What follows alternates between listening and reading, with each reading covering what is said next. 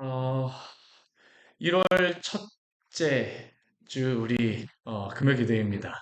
2024년의 첫 번째 금요 기도회이기도 합니다. 음, 참 이게 의미가 있는 것 같아요. 아, 우리가 이렇게 새해를 맞이하여서 모든 것이 다 새롭습니다.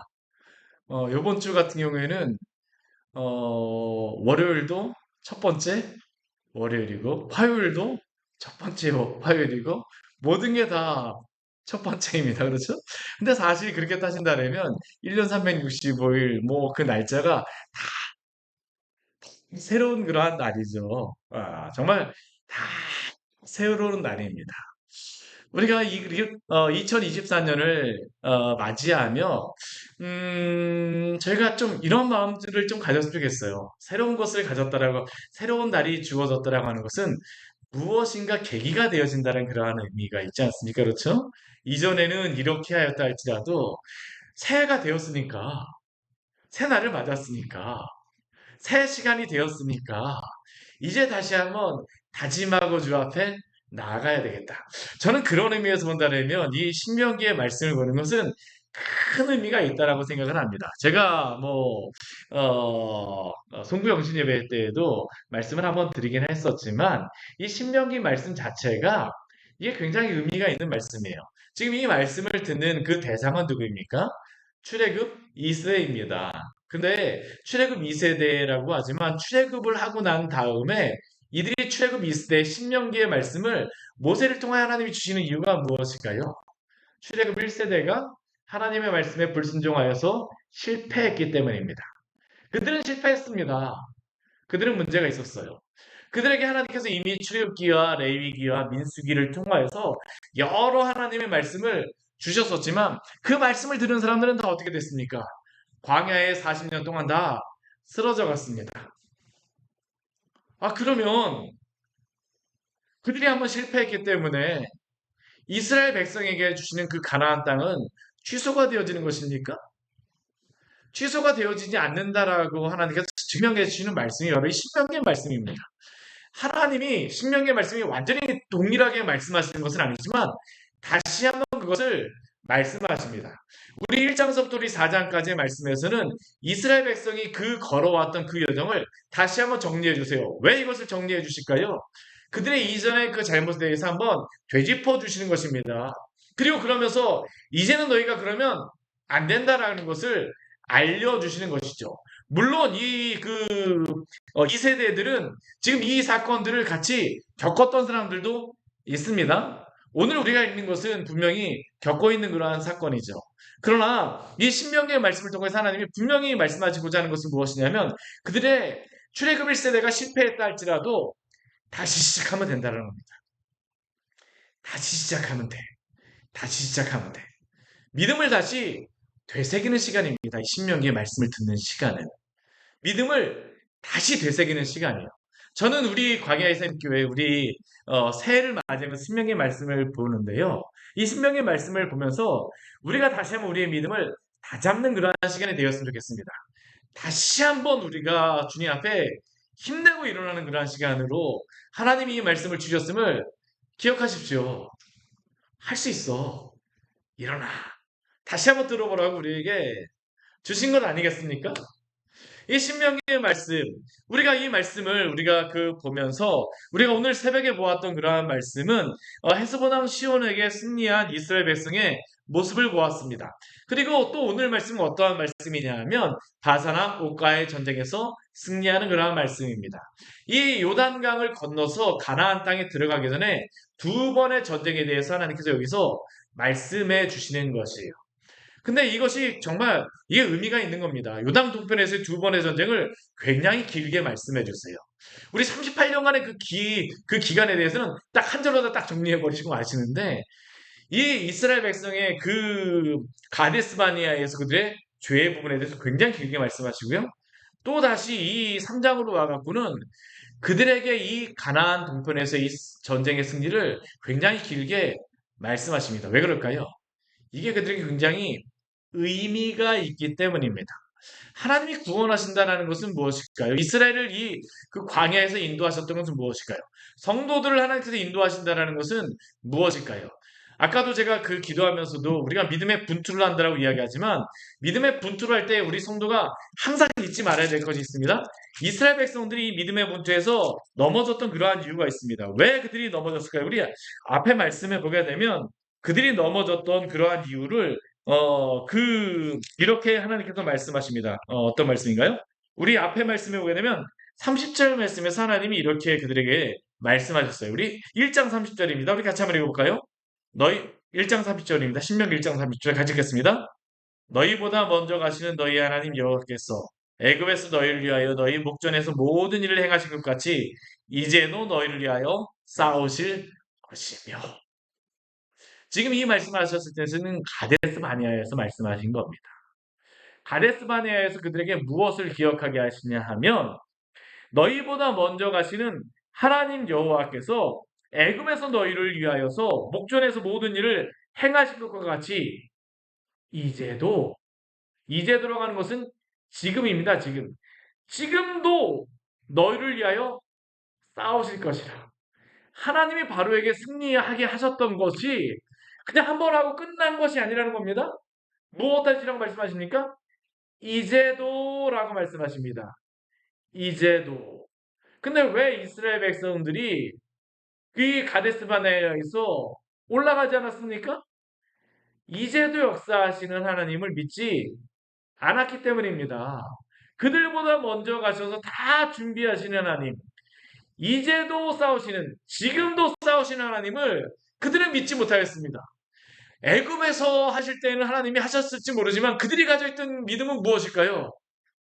지금은 하나님께서 싸우지 않으실 거야라고 그들이 믿었기 때문에 그들은 가나안 땅에 올라가지 않았던 겁니다. 굉장히 중요한 겁니다. 이제도 싸우시는 여호와 하나님, 먼저 가시는 여호와 하나님, 준비하신 하나님, 그 하나님께서는 또 성도들을 어떻게 하십니까? 우리 그 뒤에 1장 31절 말씀해 보게 되면 이렇게 말씀합니다. 우리 같이 한번 읽어볼까요? 광야에서도 너희가 당하였거니와 사람이 자기의 아들을 앉는 것 같이 너희의 하나님 여호와께서 너희가 걸어온 길에서 너희를 안으사 이곳까지 이르게 하셨느니라. 아멘. 우리 여기 보게 되면 하나님이 뭐라고 말씀하십니까? 광야에서도 사람이 자기 아들을 앉는 것과 같이 이스라엘 백성들이 광야에 40년 동안 지나는 동안 신발이 헤어지지 않고 의복이 헤어지지 않았다라고 이야기합니다. 어떻게 그렇게 그런 일이 있을 수 있습니까? 하나님이 안아주신 거라는 겁니다. 하나님이 안아주셨다는 것이 먼저 가신 하나님께서는 그냥 가시기만 하고 모른 척 하시는 하나님이 아닙니다. 그 걷는 순간에도 어떻게 하신다는 겁니까? 함께 하시는 하나님. 예전에도 제가 한번 그 설교를 하면서 그 예화를 한번 했던 것 같은데 어떤 사람이 고난의 그 길을 갈 때에 그 가다 보니까 뭐 좋은 그런 모래사장을 갈 때는 두 발자국이 있어갖고 물어보니까 왜 발자국이 두 개가 있습니까? 라고 하니까 내가 너와 함께 손을 붙잡고 갔다. 근데 정말 어려운 길에서 그 가시밭길, 돌짝길에서 보니까 발걸음 하나만 있어갖고 우리 주님께 질문해야 합니다.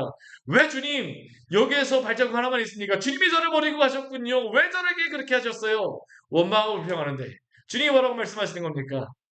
내가 너를 얻고 갔다는 겁니다. 오늘 말씀이 다른 것이죠.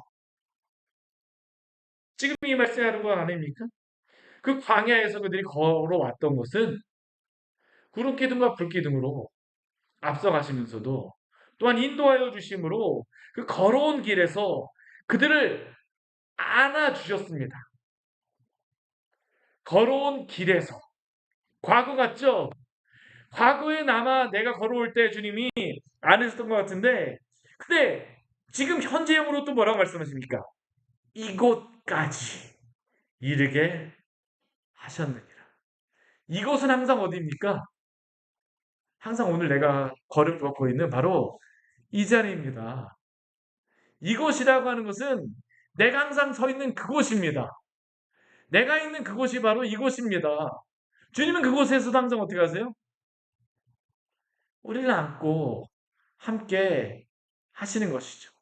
이 믿음이 없으면 어떻게 합니까? 가나안 땅에 못 올라가는 겁니다. 먼저 가신 하나님, 이제도 너희를 위하여 싸우신 하나님, 싸우실 때도 어떻게 합니까? 너희를 안으셔서 이곳까지 인도하시는 그 하나님이십니다. 한번 생각해 보십시오. 우리의 인생 가운데 하나님이 이끌어 와셨던 그러한 여러 가지 여정들을. 정말 그 시간을 지나갈 때는 굉장히 어려운 순간들이 많지 않습니까? 우리 교회에 정말로 지나온 그러한 여정들을 보게 되면 순간순간마다 우리 성도님들, 우리 한 분 한 분들 걸어온 그러한 순간들, 예수님 믿고 나서 한번 걸어왔던 그러한 순간들 한번 생각해 보십시오. 하나님이 인도하시지 않은 적이 없었습니다. 항상 지나올 때는 어떻습니까? 왜 나만 두고 혼자서 가셨어요라고 우리는 날마다 원망할지 모르지만, 근데 우리가 그걸 착각하는 것이죠. 그 순간에도 어떻습니까? 하나님 기가 막히게 하세요. 제가 저희 자녀들 어디서 멀리서 소리를 질러도요, 다 알아듣습니다. 잠자다가도 제가 잠기가 밝거든요. 잠자다가도 애들이 뭐 하는 소리가 딱 들리게 되면 금방 일어납니다. 근데 저도 아무리 장기가 밝은 저도 너무 피곤하면 잘 모를 수도 있습니다. 근데 우리 하나님께서 어떻게 하실까요? 다 보고 계십니다. 다 보고 계세요. 이거를 잃어버리게 되면 그래서 믿음은 항상 현재형입니다. 하나님은 항상 현재형으로 우리에게 계시는 하나님이십니다. 성경의 말씀이 우리가 항상 착각하지 말아야 될 것은 우리가 이 성경의 말씀 과거형으로 읽으면 안 돼요.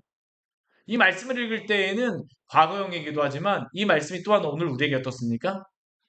주시는 말씀 적용되어지는 그런 말씀입니다. 우리가 이 성경을 어떻게 적용하면 될까요? 하나님이 이렇게 인도하신다는 겁니다. 이스라엘 백성의 그 믿음의 그 싸움 가운데 우리에게 있는 믿음의 싸움이 무엇입니까? 하나님의 그 믿음의 싸움에서 우리를 그냥 내버려 두실까요? 아닙니다. 하나님 지금도 이렇게 싸우시고 우리를 안으시는 줄 믿으시기 바랍니다. 이게 믿음으로 결부시키는 것이죠. 하나님의 말씀이 과거형으로 우리가 읽으면 안 돼요. 항상 현재형으로 읽어야 됩니다. 과거형으로 읽지만 그것이 오늘 현재의 나의 삶 속에서 하나님이 역사하신 겁니다. 왜 그렇습니까? 아브라함의 하나님, 이삭의 하나님, 야곱의 하나님께서는 오늘 나의 하나님이 되어주시기 때문입니다. 그래서 성경을 항상 현재형으로 우리가 읽어야 됩니다. 과거형으로 읽지만 이것은 또한 현재형입니다. 오늘 이게 가데스 바네아에서 그들이 그런 하나님이 이렇게 말씀하셨음에도 불구하고 그들은 이것을 현재형으로 듣지 않았습니다. 그러니까 과거형으로만 들은 거 어떻습니까? 과거에 그렇게 하셨을지 모르지만 오늘은 아닐 거야.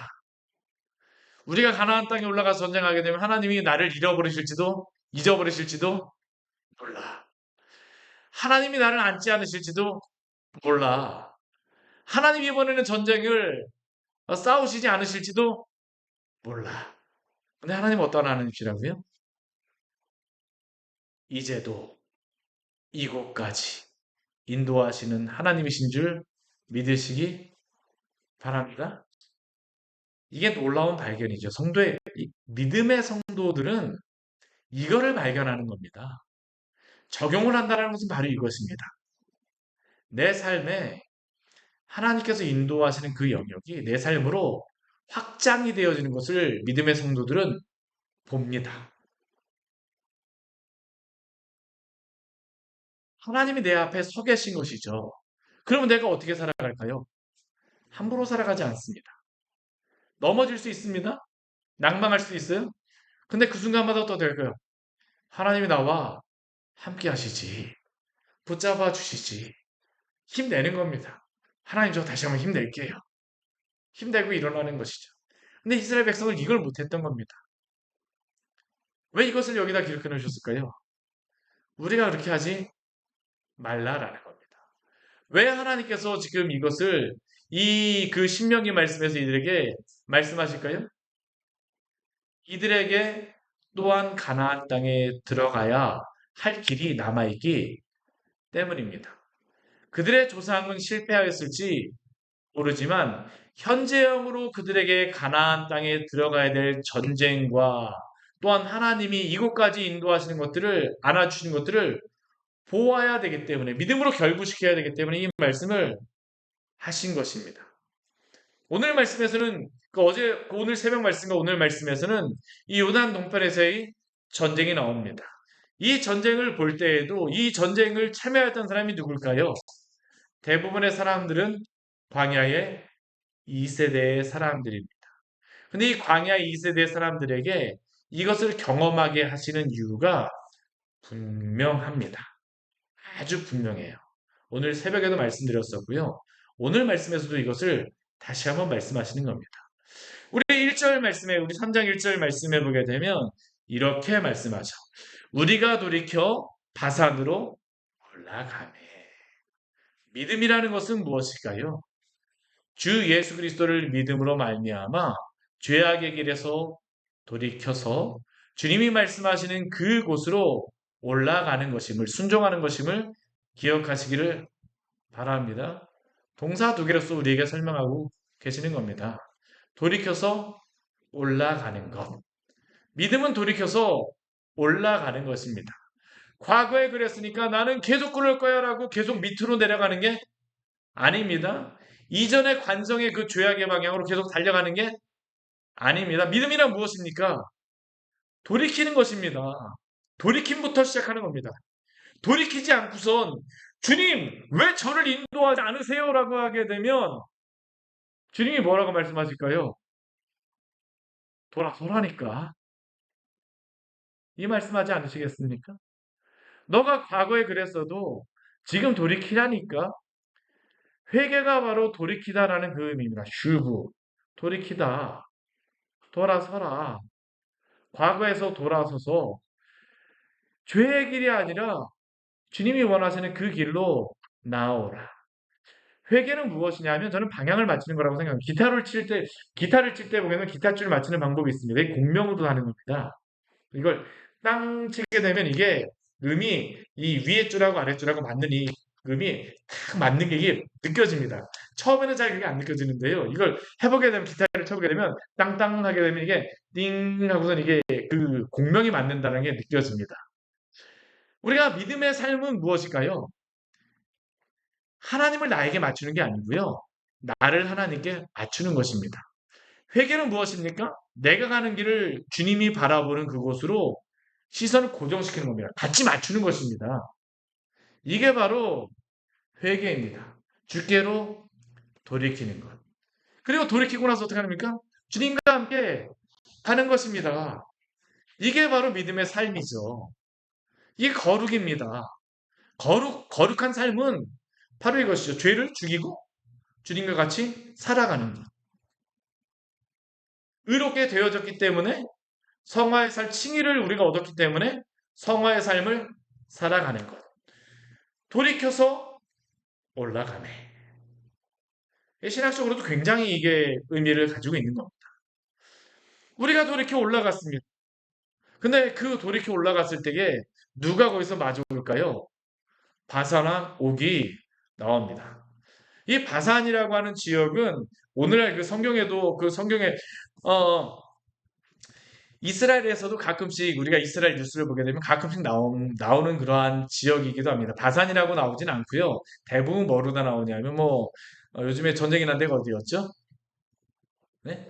가자. 아니, 가자죠. 가자가 아니고 여기는 어디냐면 골란이라고 하는 그러한 지역입니다. 골란. 골란고원에 그 시리아에서 폭탄을 거의다 했다. 골란고원에 전투가 벌어졌다. 가끔가다 게 나옵니다. 이게 어디냐 이 골란은 갈릴리 그 동쪽이고요. 헐몬산 밑에 있는 그러한 지역으로 해갖고 시리아 있잖아요. 시리아에서 이렇게 내려올 때에 만나는 지역이 바로 이 골란 고원입니다. 여기는 해발 고도가 높습니다. 그래서 이 지역에서는 농사가 잘 돼요. 어떤 농사가 잘 되냐면 과일 농사가 잘 됩니다. 우리나라 같은 경우도 이 고랭지 배추 있잖아요. 왜 고랭지 배추가 좋다고 얘기합니까? 좀 날씨가 추우니까 이게 배추가 단단하다고 이야기를 하잖아요. 김장에 쓰는 김치가 다르다고 얘기하잖아요. 왜요? 추우니까 이게 단단해진다라고 치밀해진다라고 이야기하잖아요. 이 그 골란군이 이게 높은 지역이 있기 때문에 다른 지역보다 이게 사과라던가 뭐 오렌지라던가 뭐 이런 게 하게 되면 여기가 아주 맛있게 잘 나온대요. 아, 그래서 여기에 그러한 그 지역이 좋고 여기에 뭐 목축하기도 좋습니다. 여기가 아주 농사가 잘 되는 지역이죠. 근데 여기에 왕이 누구였느냐면 바로 옥이라는 사람입니다. 이 옥이라고 하는 사람은 어떠한 사람이냐 하면 이 뒤에 말씀에 보게 되면 굉장히 그 전쟁을 잘하는 그러한 사람입니다. 전쟁을 잘하는 사람이에요. 이 사람이 모든 백성을 거느리고 나와서 그 이스라엘 백성을 대적한다라고 이야기합니다. 헤스보랑 시온이 패배하는 걸 봤으면 그냥 웬만하면 어 그냥 가만히 있지. 왜 전쟁을 하나 나오겠습니까? 자신 있는 겁니다. 오늘 3장 2절 말씀 보십시오. 그 하나님께서 이스라엘 백성에게 이렇게 말씀하세요. 그 모세를 통해서 여호와께서 내게 이르시되 그를 두려워하지 말라. 내가 그와 그의 모든 백성과 그의 땅을 내 손에 넘겼으니. 왜 두려워하지 말라라고 말씀하실까요? 물론 전쟁이라고 하는 것은 두렵습니다. 근데 이 바사랑 옥은 좀 약간 특징이 있는 사람입니다. 그 특징이 무엇이냐면 우리 뒤에 말씀에 보게 되면 11절 말씀에 보게 되면 이 바산한 옥을 어떤 출신이라고 이야기하냐면 르바임 족속의 남은 자는 바산왕 옥분이라고 이야기합니다. 이 르바임은 어떠한 족속입니까? 거인족입니다. 거인족. 안악자손도 이 거인족입니다. 삼순밈이라고 앞에서 이야기하고 이 암몬이 부르는 거하고 모압이 부르는 거하고 이게 다 다른 겁니다. 가나안에 살게 되면 그것을 안악자손이라고 부르는 겁니다. 이 사람의 침대를 한번 보십시오. 침상이 철침상인데 그 길이가 9규빗입니다. 이게 한 규빗이 뭐 45cm, 길이면 한 50cm 정도 되는 건데 50으로 따진다면 이게 얼마입니까? 5구 45. 4.5m짜리 침대입니다. 폭이 얼마입니까? 4규빗. 2m입니다. 2m. 그러니까 이 강단보다도 여기서부터 한 이 정도는 되는 그러한 거리입니다. 강단보다도 더 넓은 이게 침대입니다. 더 긴 침대예요. 여기에 이 침대를 썼다라는 것은 무엇입니까? 이 사람이 거인이라는 겁니다. 보통 우리나라 1층 아파트 하게 되면 2.3m 정도 이야기한다고 생각합니다. 상가가 한 3m 정도 이야기를 해요. 이 사람이 뭐 진짜 침상이 이렇게 나왔는데 거의 한 3m 몇십 정도 된다라고 하게 되면 이 사람 어떻습니까? 2층 위에 올라갈 수 있는 사람입니다. 이런 사람이 골리앗이 예전에 전쟁할 때 이스라엘 백성이 왜 두려워했습니까? 배틀체어 같은 창을 들고 막 튕긴거리고 막 다니니까 이게 두려운 겁니다. 한번 생각해 보십시오. 제가 예전에 그 에버랜드 가갖고 그 곰 있잖아요. 곰 거기에 가서 봤는데 곰이 이렇게 막 다니는데 앞에 가서 이렇게 딱 손을 들고선 있더라고요. 그래갖고 저는 곰이 그냥 물속에서 수영하고 옆에 있을 때만 해도 크다라고 생각했지만 이렇게 손을 들고 이렇게 쓰니까 정말 크더라고요. 근데 북극곰이 3m가 그렇게 넘지 않을 겁니다. 근데 키가 3m니 3m가 넘는다라고 한번 생각해 보십시오.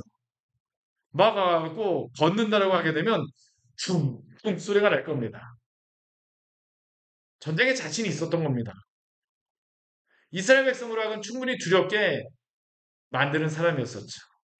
그러니까 하나님께서 두려워하지 말라라고 말씀하시는 겁니다. 바사라고는 왜 나옵니까? 자신이 있었던 겁니다. 시온왕, 헤스본왕 시온은 패했을지 모르지만 나는 승리할 수 있어. 자신있게 나오죠. 이스라엘 백성은 어떻습니까? 두려워할 수밖에 없습니다. 근데 이스라엘 백성이 두려워하지 않아도 되는 이유가 무엇입니까? 우리 2절 말씀에 보게 되면 하나님이 이렇게 말씀하시죠. 내가 그와 그의 모든 백성과 그의 땅을 내 손에 넘겼으니. 믿음은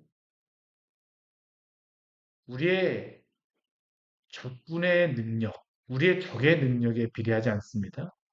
적이 강력하다라 그래갖고 우리의 믿음이 연약해지는 게 아닙니다. 우리의 믿음은 항상 무엇에 비례해야 될까요? 비례해야 될까요? 하나님에 비례하는 겁니다. 비례하는 게 아니죠. 하나님을 바라보는 것입니다. 우리의 적은 항상 바뀔 수 있습니다. 때로는 사람일 수도 있고요. 때로는 환경일 수도 있고요. 때로는 내가 나의 적일 수도 있습니다. 열등감, 자존감이 떨어지게 되면 우리는 어떻게 할까요? 그게 굉장히 나에게 적이 되어집니다. 힘들게 합니다. 내가 자신이 없게 되면 어떻습니까? 내 앞에 어린아이가 서 있어도 내가 자신이 없게 되면 아무것도 할 수 없는 겁니다. 내 자신이 나의 적이 되어줄 수 있는 것이, 뭐 적이라고 말할 수는 없겠죠.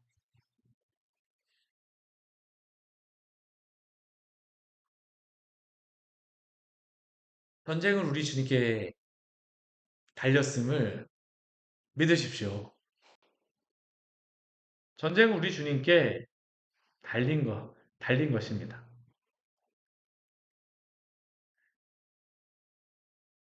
이스라엘 전쟁을 앞두고 있을 때 이들에게 필요한 것은 주파나를 튕기며 내가 이길 수 있는가 없는가 상대적인 나의 적에 따라서 판단하는 것이 아니라 정말 중요한 것은 이 전쟁이 하나님께서 함께 하시는 전쟁인가 아닌가가 중요함을 항상 기억하시기를 바랍니다.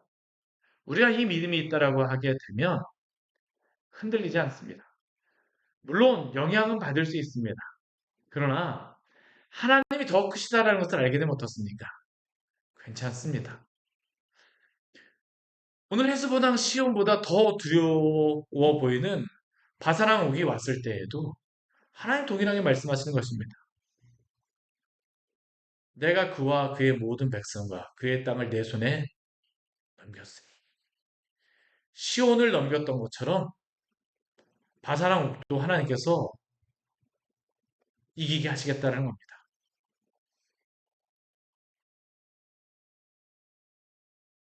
결과는 무엇입니까?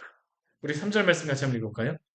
우리 하나님 여호와께서 바사랑 옥과 그의 모든 백성을 우리 손에 넘기심에 우리가 그들을 쳐서 한 사람도 남기지 아니하였느니라. 아멘. 근데 우리가 한 가지 여기서 아, 조심해야 되겠습니다.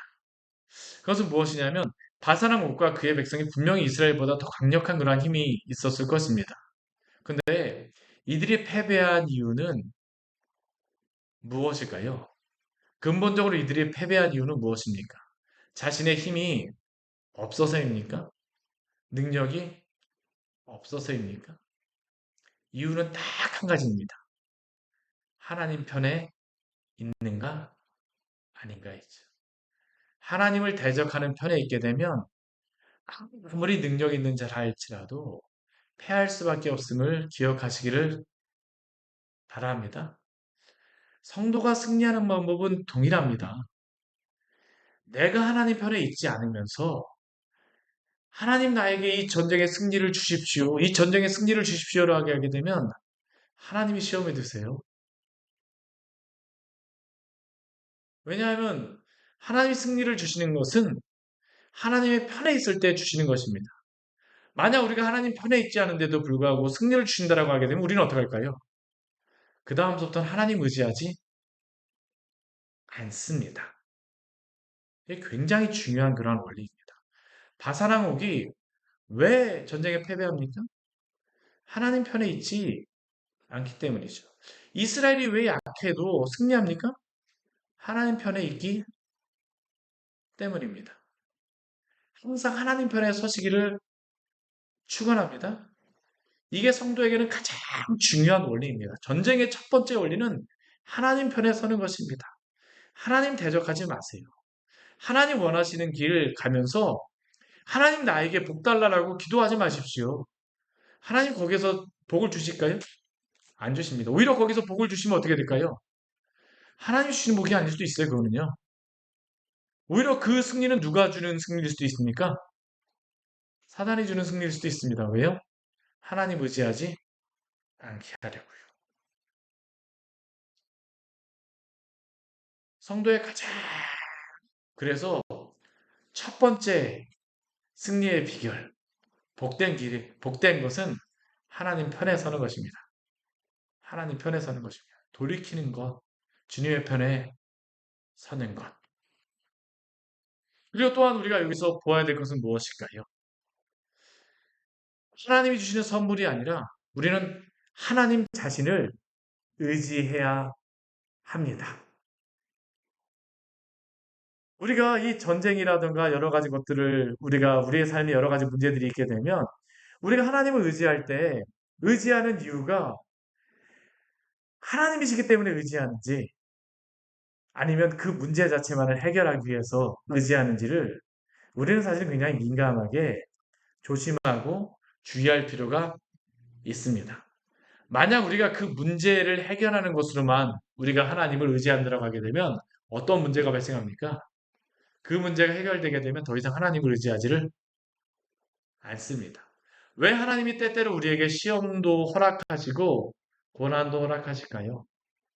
하나님 의지하는 법을 알려주시기 위함입니다. 저는 지금 여기에 그 헤스보랑 시온과 바사랑 옥과 싸우는 이 전쟁은 무엇과 같다고 생각하냐면 가나안 땅 들어가기 전에 예방주사 맞는 것과 비슷하다고 생각을 합니다. 오늘 한번 말씀을 한번 잘 보십시오. 하나님은 어떤 승리나 그런 것들을 주실 때에도 그 승리를 주시는 기적들을 주시는 이유도 하나님 의지하게 하기 위해서 그 기적과 은혜도 베풀으시는 것이지 그 기적 자체만을 하나님이 해결해 주려고 하는 게 아닙니다. 그 기적을 통해서 우리는 항상 무엇을 배워야 됩니까? 하나님 의지하는 법을 배우시기를 바랍니다.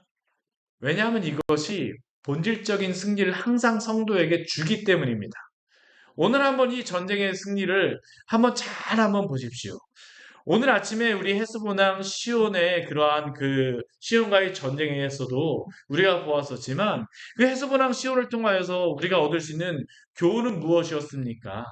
그 전쟁에서 중요한 것은 하나님의 약속을 믿고 그 첫 번째 전쟁을 순종함으로 가느냐 아니냐의 문제와 또한 하나님이 멈추려고 하신 그 지점에서 멈추느냐 아니냐의 문제를 사실은 거기에서 알려주시는 것입니다. 그 광야 1세대들이 실패했던 것이 무엇입니까? 하나님이 가라고 할 때는 가지 않고 가지 말라고 할 때는 구태여 올라갑니다.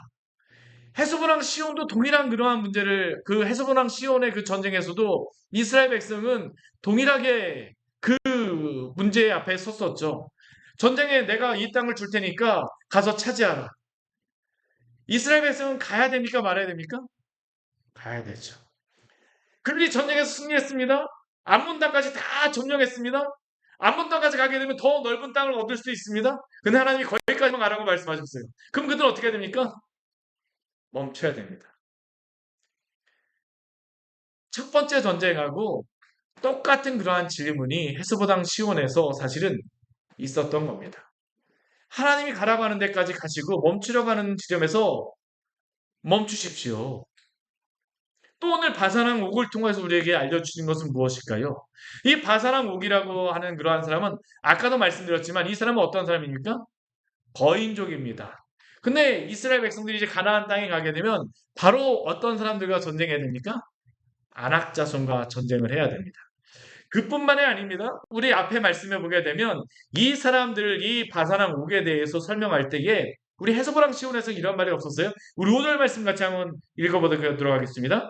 그 모든 성읍이 높은 성벽으로 둘려 있고 문과 빗장이 있어 견고하며 그 외에 성벽 없는 고을이 심히 많았느니라.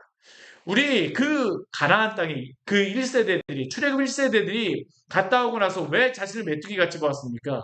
그 땅의 거미는 그 크고 또한 안악자손이 있고 그 성벽은 높아서 우리가 올라갈 수 없고 우리는 메뚜기 같다라고 이야기했습니다. 오늘 근데 바사랑 옥을 보게 되면 어떻습니까?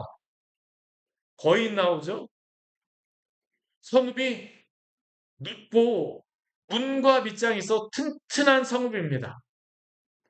오늘 이것은 가나안 땅 들어가기 전에 하나님이 동일한 것을 헤스보랑 시온과 바사랑 옥을 통하여서 이스라엘 백성에게 질문하시는 것입니다.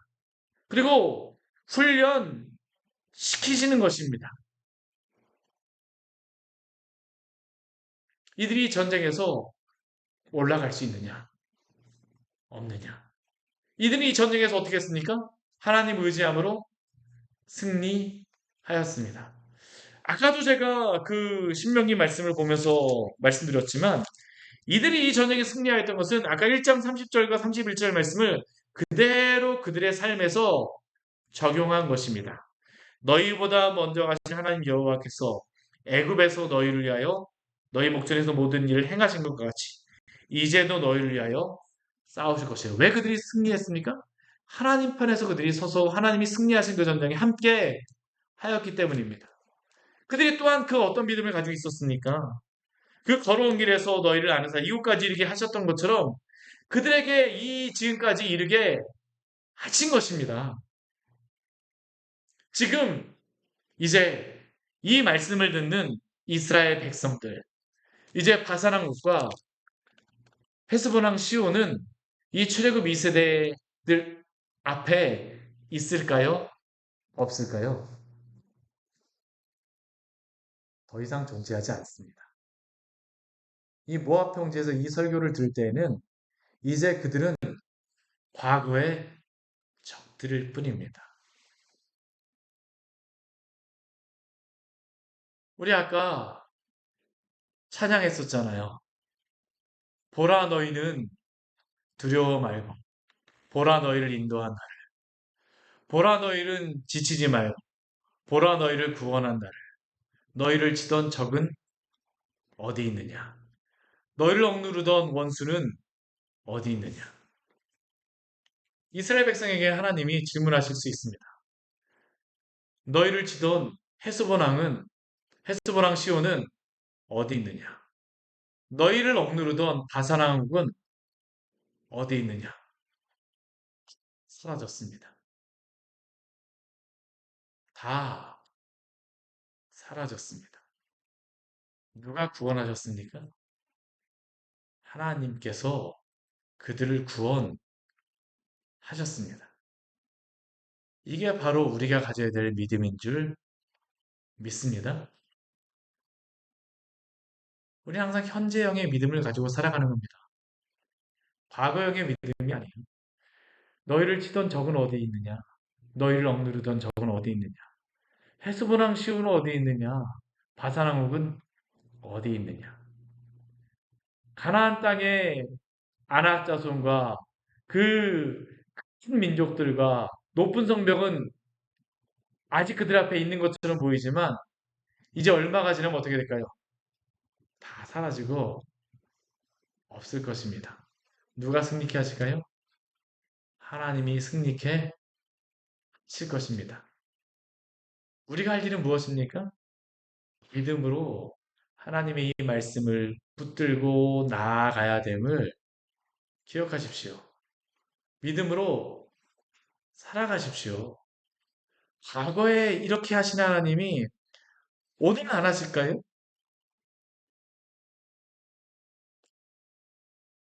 이제까지 너희를 위하여 싸우신 하나님께서 지금 하나님께서 우리를 위하여 싸우지 않으실까요?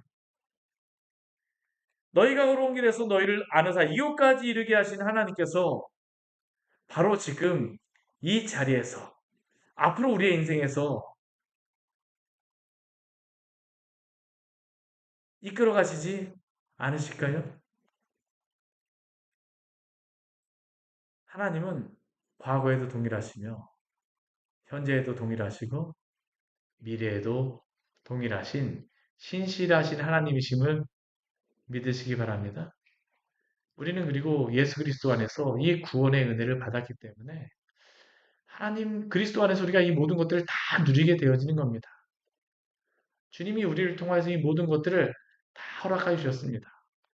이미 주님께서는 승리하셨죠. 과거가 아닙니다. 오늘 우리에게 주님이 함께 하시고 우리에게 그 모든 것들을 감당하게 하십니다. 2023년 실패했다라고 과거에 실패했다라고 낙심하지 마십시오. 실패도 경험이 되잖아요. 근데 또 하나의 경험도 있습니다. 지금부터는 하나님께서 일하실 수 있는 것들을 우리는 기억해야 합니다.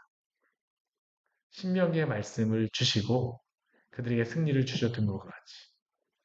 과거 1세대는 실패했을지 모르지만 2세대에게 승리를 맛보게 하셨던 것 같이. 2023년에는 우리에게 여러 가지 일이 있었지만 2024년에는 새로운 일을 행하실 주님을 기억하고 믿음으로 살아가시기를 축원합니다. 같이 기도하도록 하겠습니다. 우리 오늘 말씀 같이 기억하시면서 우리 기도하기로 합니다. 믿음은 항상 현재입니다. 우리가 말씀을 읽고 말씀 안에 살아간다라고 하는 것은 믿음으로 이것을 항상